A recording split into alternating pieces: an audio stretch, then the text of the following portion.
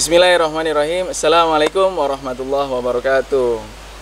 Ya, kita sekarang ini di acara kemahasiswaan ITNY, ya, Institut Teknologi Nasional Yogyakarta mengadakan suatu podcast. Ya, jadi podcast ini isinya obrol-obrol dengan mahasiswa yang nantinya dia memberikan inspirasi atau semacam motivasi buat mahasiswa yang lainnya. Mari kita undang langsung di tempat ini, yaitu ayo masuk deh, ngobrol-ngobrol asik nih sama mahasiswa ya. Ayo. Siang Pak. Halo, siang. Aduh, Pak. thank you ya nih udah menerima undangan dari kami ya. Jadi Kehormatan nih masuk channelnya ITNY. oh iya. Jadi ya kemahasiswaan itu ya acaranya memang mahasiswa sebenarnya gitu kan. Jadi ya bisa tentang emang perlombaan, ya tentang aktivitas mahasiswa lah gitu, kegiatan-kegiatan mahasiswa kita akan expose ke media begitu. Jadi ini ya mari kita bersama-sama mendukung kegiatan kemahasiswaan yang nantinya ini juga akan baik kepada institusi maupun juga kepada mahasiswa ini sendiri gitu ya. Oke nih, kita belum ini ya perkenalkan dulu ya. Jadi kalau misalkan biasanya kan tak kenal maka tak sayang begitu ya. Tak kenal maka tak tahu Pak. Oh iya. baik. Nah, Ya Allah. oke ya, mulai dari yang di ujung kiri nih. Perkenalkan, nama saya Muhammad Hafidudin. Saya angkatan 17. Jurusan saya Teknik Geologi. Saya bersekolah atau lebih di Institut Teknologi Nasional Yogyakarta. Oke, semester berapa sekarang? Saya udah masuk semester 7. Semester 7. Nah, teman-teman tuh ya. Tugas akhir dia. Aduh, siapa nih? Dia masih single kayaknya ya. Kayaknya sih Pak. Oke, lanjut yang kedua nih. Oke, perkenalkan saya juga masih sekawan sama bro yang sebelah ini. Wah, Saya Juhair Al-Habib, juga di Institut Teknologi Nasional Yogyakarta, menimba ilmu di sana, jurusan Teknik Geologi, sekarang juga semester 7. Oke, sama-sama semester 7. Lalu kita nanya apa lagi nih ya? Nah, kalau mahasiswa berarti kan punya asal ya. Jadi Oh iya. kalau sebelum jadi mahasiswa itu pasti dulunya calon mahasiswa begitu ya. Nah, di waktu tahun 2017 ya, berarti kalau misalkan dia semester 7, berarti tahun 2017 ini asalnya dari mana nih? Kok bisa nyampe ke Jogja ya? Oh, saya asalnya dari Provinsi NTB, lebih tepatnya di Kota Bima. Saya bisa ke Jogja itu sebenarnya karena emang saya benar-benar ingin masuk geologi, dan kebetulan ya saya keterimanya di ITNY. Oh, kebetulan ya. Kebetulan. Jadi kampus Institut Teknologi Nasional Yogyakarta ya mungkin kurang lebih ya menerima mahasiswa-mahasiswa yang mudah-mudahan sih emang beruntung ya dimasuk ke sini begitu. Sih Pak, karena emang mungkin takdirnya udah ke ITNY Oh sih. iya gitu. Jadi mantap terus di Institut Teknologi Nasional Yogyakarta. Baik, lanjut. Kalau saya sama sih sama. Aduh. Jadi kan Sama satu, gitu, sama orang Bima. Oh gitu. Jadi tapi memang bedanya cuman daerah. daerah cuman beda. Tapi masuk Bima cuman beda dia, kalau dia di kota, saya di kabupaten. Kalau SMA Untuk kenapa bisa nyampe di Jogja? Nah, kalau kita teman-teman ya, kalau teman-teman browsing di internet, teknik geologi itu kan terbatas. Jadi cuman ada beberapa kampus, dan salah satunya ya di Jogja ini, di Institut Teknologi Nasional Yogyakarta. Teman-teman juga lihat kalau di Jogja ya paling beberapa kampus saja yang menyediakan teknik geologi ya, tidak semua. Betul. Gitu. Kayak salah satunya di ITNY. Tapi bangga ya masuk di teknik geologi ya. Bangga Bangga banget. sih. Oke, ya itu mahasiswa teknik geologi ya, berarti jurusan atau program studinya teknik geologi ya. Iya. Nah, Kita belajar tentang kebumian, Pak. tentang kebumian. Wah tuh, ya jadi bisa di kolom ini lah ya, kolom komentar ya, nanya-nanya nih tentang dia nih ya, Kebumian tentang itu mereka apa nih. sih? Ya, tentang kebumian ya. Oke, ini nih karena kita obrol-obrol asik ini, setelah kamu sudah masuk menjadi mahasiswa, ya kan, punya tujuan kan, pasti ya, Iya, Pak. ya kan, pasti dari SMA atau SMK punya tujuan nih, gitu kan. Nah, tujuannya apa sih kalau udah masuk ke jadi mahasiswa itu, tujuannya apa? Kalau saya sendiri mungkin teman-teman di SMA setelah lulus di SMA mungkin masih bertanya-tanya ya, pengen kemana sih, pokoknya masih dalam proses pencarian gitu. Tapi ada beberapa mahasiswa juga, beberapa siswa atau lulusan SMA juga sudah punya planning untuk pengen apa sih setelah lulus, atau entah kuliah atau masuk instansi-instansi yang terkait. Tapi satu yang terpenting kalau udah jadi mahasiswa ya, belajar, kemudian cari pengalaman agar bisa berkontribusi banyak untuk masyarakat. Itu yang paling penting. Betul. Bisa berkontribusi untuk masyarakat. Kalau katanya almarhum Eyang Habibie, kita itu jadi orang, jadilah seperti mata air gitu. Kata Eyang saya kayak gitu motivasinya. Jadi mata air itu bisa menghidupkan di sekitarnya kalau kata Eyang. Oke. Jadi itu sih motivasinya untuk jadi mahasiswa itu seperti itu. Wah, bagus ya. Mata air kan, Motivasi yang sangat luar biasa. mata air tuh nggak diam ya, jadi maksudnya mengalir, dia akan melewati ya tanah-tanah yang dilewatin ya jadi subur. Artinya tuh filosofinya bagus tuh ya. Jadi dari mata air tadi mengalir kemudian menyuburkan daerah-daerah sehingga manusia itu bukan berdiam diri tapi memberikan manfaat buat orang lain dan juga kontribusi. Oke, selanjutnya nih Mas Hafidudin. Ya. Kalau saya sih mungkin nggak jauh beda dari Mas Habibnya. Mungkin Kalau saya keluarga ya. ingin memanfaatkan ilmu yang saya miliki itu dengan memberikan kontribusi secara langsung ke masyarakat, mungkin lewat ilmu saya atau lewat apa yang saya punya, membuka wawasan bahwa geologi itu nggak kayak gini doang gitu loh. Geologi itu masih banyak yang bisa tidak hanya kamu deskripsi batu apa gini kan, tapi masih bisa untuk mencari sumber daya yang bisa dimanfaatkan oleh masyarakat lain gitu, sehingga mungkin bisa mempengaruhi dan membuka lowongan pekerjaan gitu loh. Membuka wawasan orang tuh bahwa jurusan tuh tidak hanya kamu tuh sukses tidak hanya jadi PNS atau tidak hanya jadi pengusaha, tapi kan masih bisa untuk yang lain gitu, Pak. Usaha tuh toh bukan hanya jualan ini itu kan, masih ada tuh bahan-bahan alam yang masih bisa kita gunakan, kita eksplor, ya kita manfaatkan itu untuk keuntungan masyarakat juga. Find the resource. Find the resource. Jadi kalau geologi itu saya pernah tahu itu dia explorer ya. Jadi mencari tahu tuh. Belum kita ini pasti geologi dulu. Cari emas misalkan ya, harus tahu dulu batuannya ya, mineral-mineralnya, ini cebakannya di mana dan lain-lain seperti itu ya. Itu ya poin penting tuh ya. Satu yang diambil di sini bisa bermanfaat buat orang lain ya. Kalau ini yang kedua adalah mencari ilmunya gitu ya, dan kemudian tadi intinya adalah menebarkan untuk ke masyarakat luas ya, bahkan bisa go internasional ya. Amin. Ya gitu ya. Oke. Tadi sudah explorer. Nah, artinya sudah jalan nih selama 7 semester, hampir ya, Ya. udah 6 semester menuju 7 semester. Nah, ini kan kemarin ada catatan tuh ya. Kami di kemahasiswaan itu punya catatan prestasi nih. Wah. Ya. Jadi teman-teman di sini ternyata nggak hanya kuliah ya pulang pergi, enggak, tapi menebarkan ilmunya dengan apa? Dengan cara berkontribusi atau mengikuti aktivitas-aktivitas perlombaan ya. Itu apa? Untuk menahankan kita, mental kita itu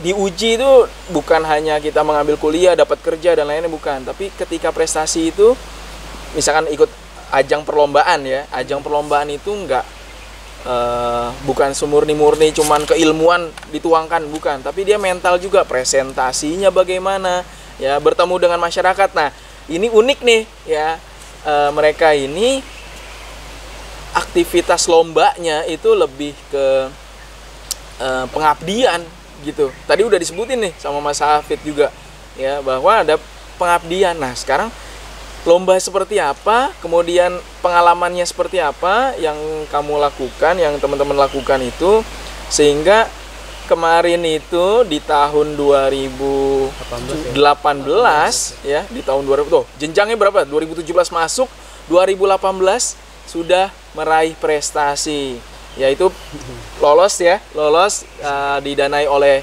Dikti ya, yang sekarang itu menjadi Kemdikbud. Ya, langsung cerita aja deh ya, gimana sih tips ya kenapa sih bisa ngambil tentang pengabdian, padahal kan kalau kita terjun ke masyarakat itu harus mencari ide dulu ya. Nah bagaimana ya caranya untuk teman-teman ini bisa mengambil ide, mencari ide, kemudian dia menerapkan, pasti punya latar belakang. Langsung deh cek ceritanya gimana tuh. Ya baik, Yudit atau saya? Kamu aja. Kebetulan kan kemarin saya juga satu tim sama Bro Yudit, sama satu lagi nanti Bro Afid, cuman nggak datang di sini. Wah, bertiga tuh kemarin pas tahun 2017 milihnya pengabdian, karena memang dari awal ada sebuah vision gitu, pengennya mengabdi aja buat masyarakat, pengen ada manfaat gitu buat masyarakat. Kenapa nggak di geologi aja? Justru itu mungkin bagian dari geologi, mungkin bagian dari semua ilmu kalau menurut saya. Karena di program kami itu pengabdian masyarakat, namanya adalah belajar untuk mengajar. Belajar untuk mengajar. Belajar untuk mengajar, betul. Itu tuh salah satu program yang dibuat sama Kemenristek Dikti ya dulu kemarin ya Pak ya. Kalau sekarang jadi dipindahin ke apa, Kemendikbud ya. Ya, betul. Ya. Itu programnya program kreativitas mahasiswa. Jadi di situ mahasiswa itu dituntut untuk bisa berkontribusi. Ada namanya development goals ya kalau nggak salah. Ya, sustainable development goals, dan salah satunya di situ misi dunia itu adalah mencerdaskan kehidupan. Nah di situ juga tertuang persis satu frame juga sama apa yang dicita-citakan sama bangsa kita, yaitu di undang-undang itu mencerdaskan kehidupan bangsa.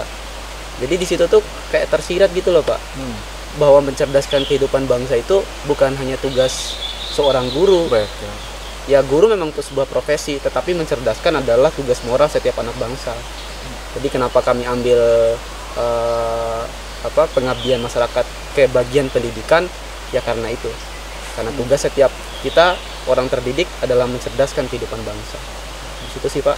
Aduh, tuh filosofi banget dari tadi, air mengalir ya, mencerdaskan bangsa gitu ya. Orang filosofi emang. Gini, emang. Tapi memang saya mau tanya dulu nih, apa jangan-jangan sebelumnya itu punya ini ya, Mas Habib ini punya pengalaman organisasi gitu kan? Ini kayak relax banget ya kalau bicara ya gitu ya kan. Biasanya kan mahasiswa gitu ya, tapi ini mantap ya, filosofer. Nah apa ini, boleh tahu nggak sebelumnya? Kalau latar belakangnya sih nggak banyak sih pengalaman saya Pak, cuman dulu waktu SMA memang aktif di beberapa organisasi kayak OSIS. Jadi buat teman-teman yang ingin terjun ke mahasiswa, menjadi mahasiswa, ya persiapkan diri di SMA, kayak ikut lomba dan juga masuk organisasi seperti OSIS. Apa yang didapat tuh ketika di OSIS?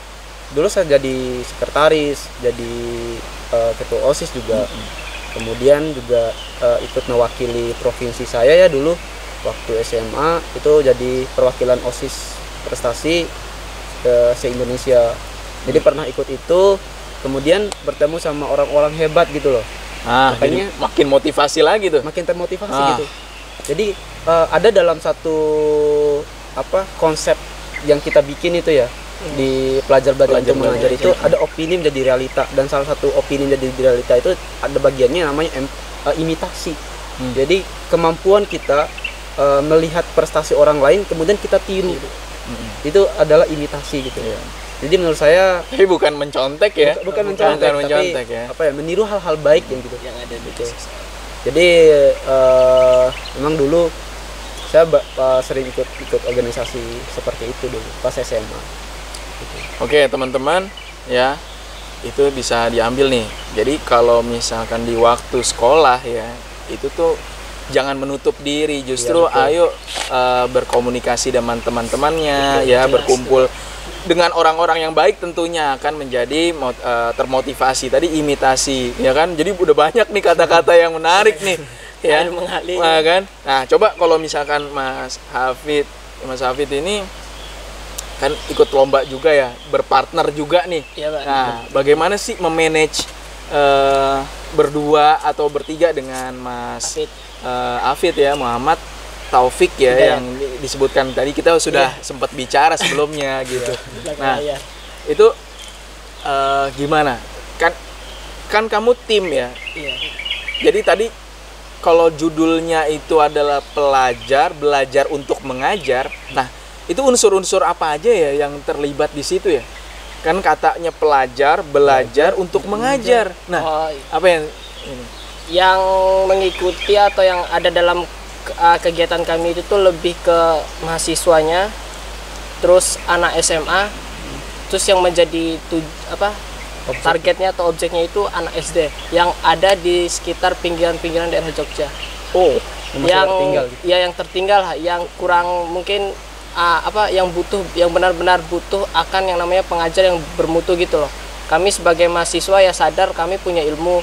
Kalau kami tidak membaginya, ya apa fungsi ilmu kami gitu loh. Ya udah kami dengan ya berpikir ya udah dengan itu kami melakukan kegiatan belajar untuk mengajar. Kami merekrut anak SMA yang bertindak sebagai pengajar lah, dan kami sebagai mahasiswa itu tuh mentornya.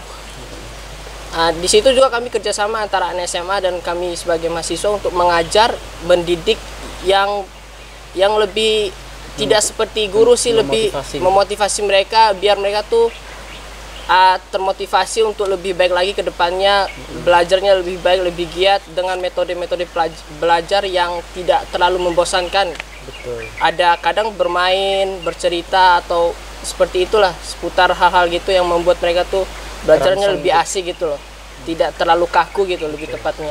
Berarti model pembelajarannya itu sedikit dirubah ya. Kalau misalkan biasanya kan monoton tuh, kelas dengerin guru gitu ya. Tapi kalau model belajar untuk mengajar ini diminta untuk peran seorang pelajar yaitu anak SMA, ya, dia berperan penting untuk mendukung adiknya untuk sekolah dengan baik begitu ya. Tapi dengan cara ini ada yang berbedanya, yaitu bukan hanya di kelasnya aja yang jago di dalam, tapi di luar ya dikasih motivasi, dikasih pengalaman belajar di luar dengan bermain game, gitu ya. Jadi ada pencampuran ya. Lebih mengikuti dunianya mereka kan, namanya juga anak SD kan fokusnya lebih enak bermain gitu. Apa salahnya kita bermain sambil belajar? Sehingga mereka asiknya dapat, ilmunya dapat gitu loh, motivasinya lebih gitu. Oke.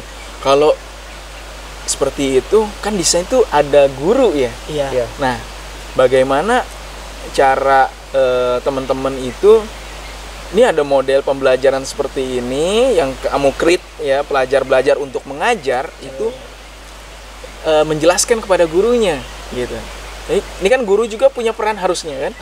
Ya kan, tidak mungkin kamu menerapkan terus guru nggak ada kerjaan gitu. Nah, itu ada keterlibatan juga nggak di dalam belajar untuk mengajar itu? Kalau keterlibatan guru ya tetap ada, karena kita datang ke sekolah minta izin dulu tentu ke guru-gurunya. Nah, guru di situ sebagai partner kita, dan kita juga belajar di guru-guru. Apa sih kita sekalian observasi gimana sih belajarnya anak-anak di sini. Jadi tidak semata-mata langsung bawa surat kemudian kami langsung ngajar gitu, enggak. Jadi kami observasi dulu. Jadi bareng-bareng sama guru memperkenalkan konsep kami ini nih, bahwa konsep kami ini fleksibel gitu, bisa diterima sama anak-anak gitu. Jadi peran guru, mahasiswa sama siswa SMA itu kolaboratif kita. Jadi tim gitu. Nah, nih penting lagi, emang bahasanya Habib sama Habib itu banyak hal yang bagus nih, ya kan?